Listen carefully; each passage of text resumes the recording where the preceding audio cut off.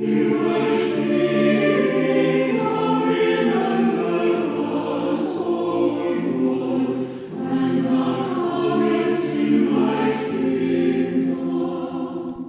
Elias, what advice would you give to newcomers or people who are newer to the faith? That's a great question.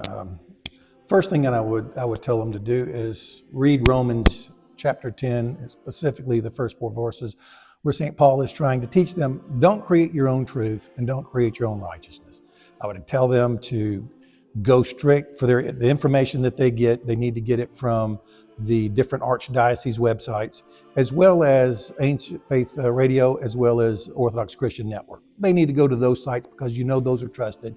And there's a lot of catechism right there. There are a lot of podcasts, and those podcasts will be blessed by the churches. Or if there are any SCOBA resources, those will be blessed by the churches. That's where they need to go. Anything outside of that, they could be a ship without a rudder. And so you wouldn't want that. And again, Father Zamaris at the seminary at Holy Cross says, just because it says it's Orthodox doesn't mean it's Orthodox. And again, triumphalism is not something that's a part of the church.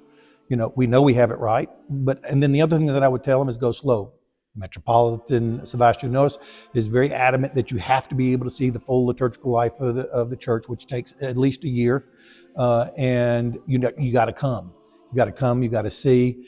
I think you need to make an appointment with your local priest and get to know him and see what his requirements are for catechism. And don't do it on your own. You can't do it on your own. God created us as dialogical beings. You got to do it with somebody because you're going to be misled.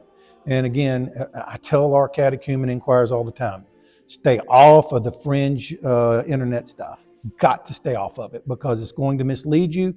And I spend more time unteaching some of the more radical teachings that they've come across that are not Orthodox. They say that they're Orthodox, but they're not. And it's not a part of the tradition that I was trained in, and it's not a part of the mentors that I've had. They teach, meet the person where they are. So that's what I've geared this catechism to here locally, is meeting the people where they are and having them go to sources that are blessed by the churches.